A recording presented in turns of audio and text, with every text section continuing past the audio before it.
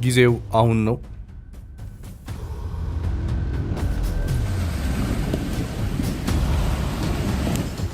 ጠላትን ጎርፍ ሲወስደው እንጢቅ ብለህ ምራቅ ጨምርበት ይባላል።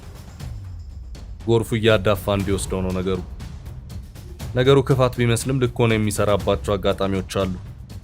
ለምሳሌ በሀገራት መካከል ባለ ፖለቲካ ውስጥ ጠላት ያልከው ሀገር ፈተና ሲገጥመው እቺንም ሞክራት እያልክ ሌላ ፈተና ትልክበታለህ።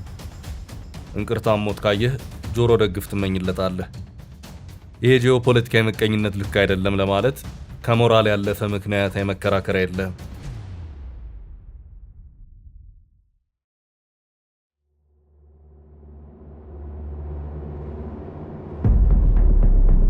በቅርቡ እስራኤል ለሶማሊላንድ ሉዓላዊነት የሰጠችውን ዕውቅና ተከትሎ ሶማሊላንድ 35ኛ ዓመት የነጻነት ቀኗን ስታከብር የዘ ሪፖርተር ጋዜጠኛ በፕሬዝዳንት አብዲራህማን መሐመድ አብዱላሂ ኢሮ አስተዳደር ስር ከሆኑት የውጭ ጉዳይና ዓለም አቀፍ ትብብር ሚኒስትር አብዲራህማን ዳሂር አዳን ባካል ጋር ስለ ኢትዮጵያ ሶማሊላንድ ግንኙነት፣ ስለ ሶማሊላንድ የዕውቅና ጥረቶችና ስለ ሰፊው ቀጠናዊ ጉዳዮች ተወያይተው ነበር። አሁን ደግሞ እንደሚታወቀው በሶማሊላንድና ኢትዮጵያ መሃል የገባችው ሞቃዲሾ በኃይለኛ ጦርነት እየታመሰች ነው። የሚኒስትሩና የጋዜጠኛ ውይይት ወቅታዊ በመሆኑ ለእናንተ በሚመች መንገድ ተርጉመን እንዲያቀርብ ነው። አብራችሁን ቆዩ።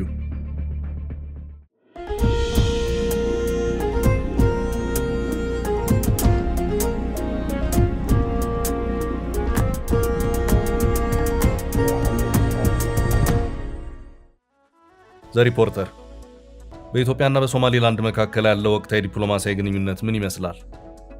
አብዲራህማን ባካል። ኢትዮጵያ በቀጠናው ካሉን የቅርብ ወዳጆቻችን አንዷ ናት። ኢትዮጵያ ሁልጊዜም ቢሆን ለእኛ በጣም አስፈላጊ ከሆኑ ሀገራት አንዷ ሆና ትቀጥላለች። ግንኙነታችን ሁልጊዜም መልካም ነበር፣ አልተቀየረም። ይልቁንም በየቀኑ በየጊዜው እየተሻሻለ መጥቷል። ከኢትዮጵያ ጋር ያለንን ግንኙነት እጅግ በጣም ጠቃሚ አድርገን እንመለከተዋለን። እናም ምንም አይነት ችግር የለብንም። ዘ ሪፖርተር። የመግባቢያ ስምምነቱ የተፈረመው በቀድሞ የሶማሊላንድ ፕሬዝዳንት ሙሴ ቢሂ የስልጣን ዘመን ነበር። አዲሱ ፕሬዝዳንት ኢሮ ባለፈው ዓመት ኃላፊነቱን ተረክበዋል። ከዚያ ወዲህ ፖሊሲዎች ተቀይረዋል? አብዲራህማን ባካል። የለም፣ ምንም አይነት ለውጥ አልተደረገም። እኛ ሁልጊዜም ለሁለቱ ሀገራት የጋራ ጥቅም በሚሰጡ ማናቸውም ጉዳዮች ላይ ከኢትዮጵያ ጋር ለመወያየት ፈቃደኛ ነን። ኢትዮጵያ የባህር በር ማግኘቷ ያለውን አስፈላጊነት እንረዳለን። እነሱ ወንድሞቻችን ናቸው። ልንረዳቸው የምንችልበት ማንኛውም መንገድ ካለ ሁልጊዜም ለመርዳት ፈቃደኛ ነን። ዘ ሪፖርተር። ከመግባቢያ ስምምነቱ ውጭ ኢትዮጵያ በአንድ ወቅት በሶማሊላንድ የበርበራ ወደብ ላይ 19% ድርሻ እንደነበራት ይነገር ነበር። ይህ ጉዳይ አሁን ምን ደረጃ ላይ ይገኛል? አዲስ የተፈጠረ ነገር አለ? አብዲራህማን ዳሂር አዳን ባካል። ወደቡ ኢትዮጵያ በማንኛውም ጊዜ እንድትጠቀምበት ዝግጁ ነው። እስካሁን ሙሉ በሙሉ እየተጠቀሙበት ባይሆንም ወደቡ ለነሱ ክፍት ነው፣ ኮሪደሩም አለ። ስለዚህ ኢትዮጵያ ከዚህ ወደብ ሙሉ በሙሉ መጠቀም ከፈለገች እኛ ፍጹም ችግር የለብንም፣ ለነሱ ዝግጁ ሆኗል። ዘ ሪፖርተር። የመግባቢያ ስምምነቱ አሁን ጸንቶ ነው ያለው ወይስ ፈርሷል ማለት እንችላለን? ስምምነቱ በተፈረመበት ወቅት ብዙ ኢትዮጵያውያን ለጉዳዩ አዎንታዊ አመለካከት ነበራቸው። በኢትዮጵያና በሶማሊያ መንግስት መካከል የቱርክ የሽምግልና ጥረት ከተደረገ በኋላም እንኳ አሁንም ተስፋ ማድረግ ይቻላል? አብዲራህማን ዳሂር አዳን ባካል። የለም፣ ስምምነቱ ብቸኛው ነገር አይደለም። እንደገና የምለው ኢትዮጵያ የባህር በር ማግኘት እንደሚያስፈልጋት እንረዳለን። የበርበራ ወደብ ደግሞ በአፍሪካ ካሉ ምርጥ ወደቦች አንዱ ነው። በርበራን የፈለጉትን ያህል መጠቀም ይችላሉ። እንዲሁም ሌላ ማንኛውንም የባህር በር መዳረሻ ፍላጎታቸውን ማሟላት ይቻላል። ዘ ሪፖርተር። መሐመድ አብዱላሂ ኢሮ ፕሬዝዳንት ሆነው ከተመረጡበት አንድ ዓመት ወዲህ ከኢትዮጵያ የመጣ ይፋ የሥራ ጉብኝት አለ? አብዲራህማን ዳሂር አዳን ባካል። እኔ ራሴም ሆንኩኝ ፕሬዝዳንቱ ከኢትዮጵያ ባለሥልጣናት ጋር ተገናኝተናል። ግንኙነታችን ሁልጊዜም ጥሩ ነው። በእኛና በኢትዮጵያ መካከል ምንም ችግር የለም። እንደ የቅርብ አጋሮቻችን ነው የምናያቸው፣ እንደ ወንድሞቻችን ነው የምናያቸው። ሶማሊላንድና ኢትዮጵያ ለእኛ አንድ አይነት ናቸው፣ የአንድ ሳንቲም ሁለት ገጽታዎች። ስለዚህ ከኢትዮጵያ ጋር በማንኛውም ጉዳይ ላይ ለመወያየት ፈቃደኛ ነን፣ አብረንም ለመስራት ዝግጁ ነን። ግንኙነታችን ሁልጊዜም ጥሩ ነበር፣ አሁንም ጥሩ ነው። ወደፊትም ይበልጥ እንደሚያድግና እየተሻሻለ እንደሚቀጥል እንረዳለን።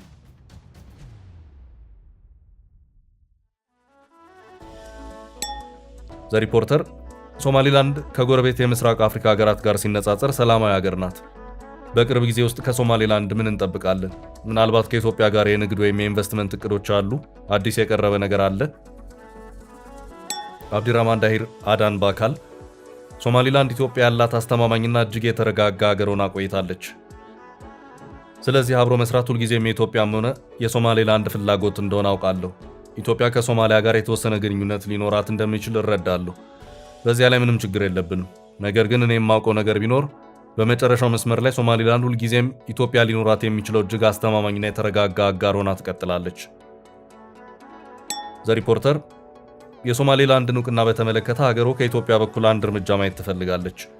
በቅርቡ በተደረገው የሶማሌላንድ የነጻነት ቀን አከባበር ላይ እርሶና ፕሬዝዳንቱ እንደገለጻችሁት የእስራኤል መንግስት እውቅና የመስጠት ውሳኔን ተከትሎ ቀጣዮቹ እውቅና የሚሰጡት አካላት ኢትዮጵያና የተባበሩት አረብ ኤምሬትስ ይሆናሉ የሚል ተስፋ እንዳላችሁ ጠቅሳችኋል። በዚህ ላይ ተጨማሪ ቢነግሩ። አብዲራህማን ዳሂር አዳን ባካል ኢትዮጵያ ሁልጊዜም ወዳጃችን እንደነበረችና ሁልጊዜም ወዳጃችን ሆና እንደምትቀጥል እናምናለን።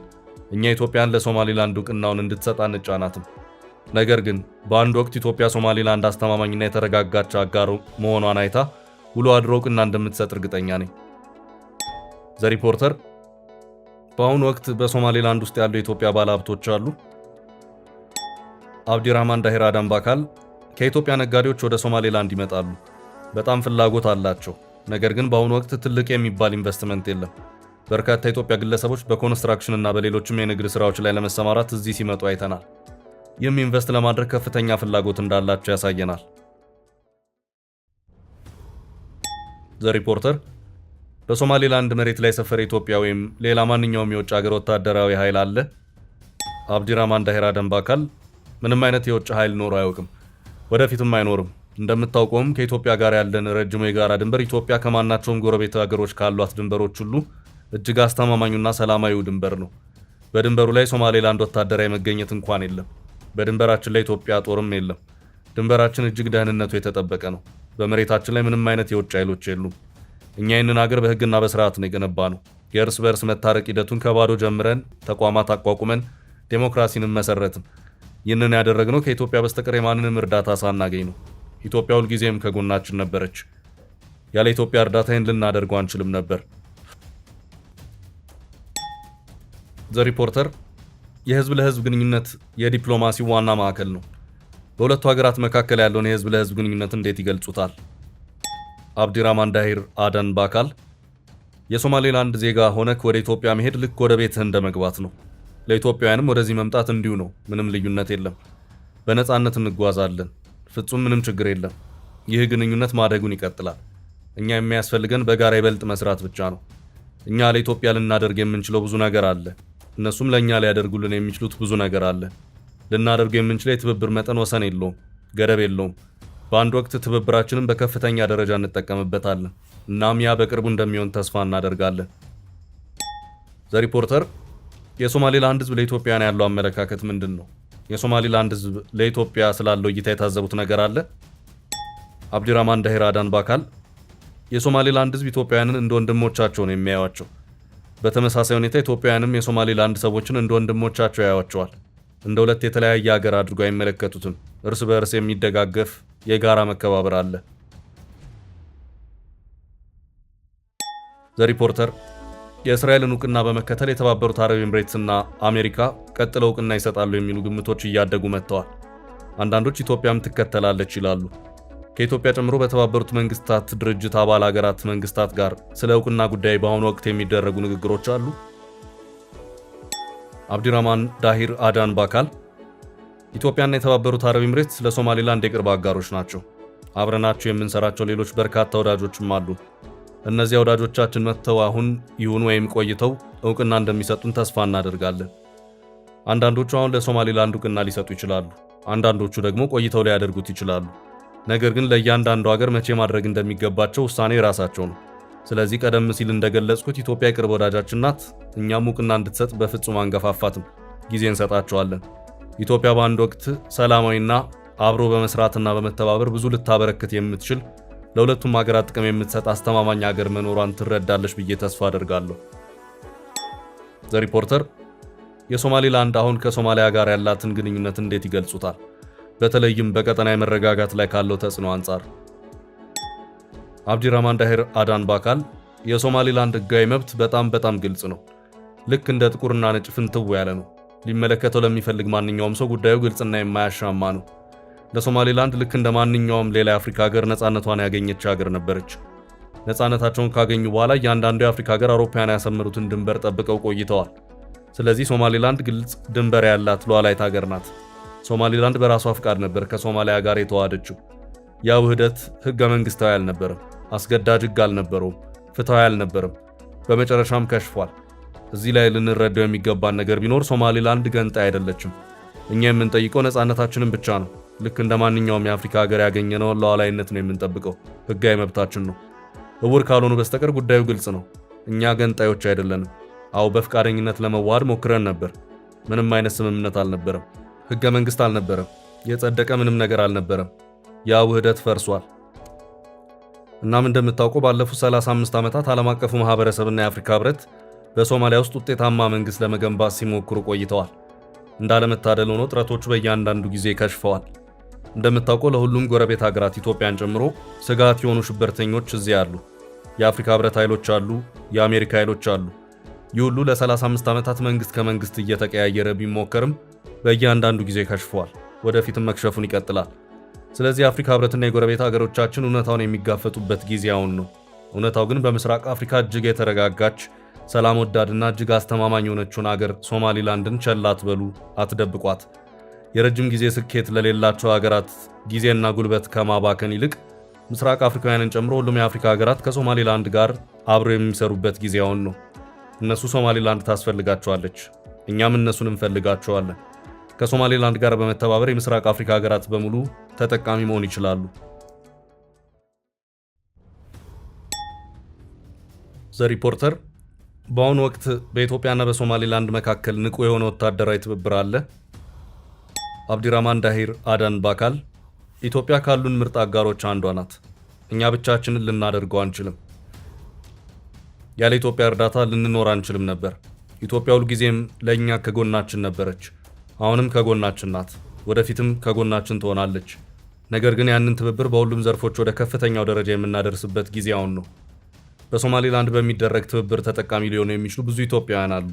እነሱ የሚፈልጉት እኛ ጋር አለ፣ እኛ የምንፈልገውም እነሱ ጋር አለ። ስለዚህ ያንን ትብብር ማሳደግ አለብን። ያ ደግሞ ሊሆን የሚችለው ምርጡ መንገድ ኢትዮጵያ፣ የምስራቅ አፍሪካ ሀገራትና የአፍሪካ ህብረት በመሬት ላይ ያለውን እውነታ ሲረዱት ነው። እኔ ዝም ብዬ ኢትዮጵያ እውቅና እንድትሰጥ መግፋት ብቻ አልፈልግም። ነገር ግን ሁሉም የአፍሪካ ሀገራትና የአፍሪካ ህብረት እውነታውን ያለውን ነባራዊ ሁኔታ ሊጋፈጡት ይገባል። ማለቴ ባለፉት 35 ዓመታት የአፍሪካ ህብረት ለምን ይህን ጉዳይ በጥብቅ እንዳልተመለከተው አላውቅም። እንደ አውሮፓውያን አቆጣጠር በ2005 የአፍሪካ ህብረት ወደ ሶማሊላንድ እውነታውን የሚያጠና ልዑክ ወይም ፋክት ፋይንዲንግ ሚሽን ልኮ ነበር። በዚህ ልዑክ የታተመው ሪፖርት በግልጽ እንደሚያስረዳው የሶማሊላንድ ጉዳይ እውነታ መሆኑን ነው።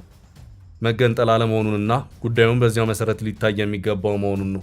የሚያስፈልጋቸውን መመልከት ብቻ ነው። የአፍሪካ ህብረት አፍሪካን እየገጠሟት ያሉትን ችግሮች መፍታት አልቻለም። ስለዚህ የአፍሪካ ህብረት አንድ አባል ብቻ ሳይሆን የአፍሪካ ህብረት በአጠቃላይ በዚህ ጉዳይ ላይ መንቀሳቀስ አለበት። እኛ ዝም ብለን እውቅና እንዲሰጠን ብቻ እየለመንን አይደለም። ጉዳዩን እንዲመረምሩት ነው እየጠየቅን ያለ ነው። ይህ ግልጽ ጉዳይ ነው። እንደ ጥቁርና ነጭ ፍንትው ያለ ነው። ይህ የአፍሪካ ጉዳይ ነው። የአፍሪካ ህዝቦች፣ የአፍሪካ ህብረት ሀገራት የአፍሪካን ችግሮች ለመፍታት ፈቃደኛ ቢሆኑ ወደ አውሮፓ ወይም ወደ አሜሪካ ወይም ወደ ሌላ ሀገር ባልሄድን ነበር ብለን ተስፋ እናደርጋለን። ይህ የአፍሪካ ችግር ነው። ተሰባስበው ትክክለኛውን ነገር ማድረግ አለባቸው። ዘ ሪፖርተር የሚመጣው ጊዜ ለኢትዮጵያና ለሶማሊላንድ ምን ይዞ ይመጣል ብለው ያምናሉ? የሚኒስትሩን የመጨረሻ መልስ ቀጥታ በእንግሊዝኛ ቋንቋ እናስቀምጠው። My final say is that we're always there for Ethiopia. They have always been there for us and we'll always be there for them. ትርጉሙም እኛ ሁልጊዜም ለኢትዮጵያ ዝግጁ ነን፣ እነሱ ሁልጊዜም ለእኛ ነበሩ፣ እኛም ሁልጊዜም ለእነሱ እንሆናለን። ጊዜ ምን ይዞ እንደሚመጣ አይታወቅም። ኢትዮጵያ የባህር በር የምታገኝበት ጊዜው አሁን ይሆን?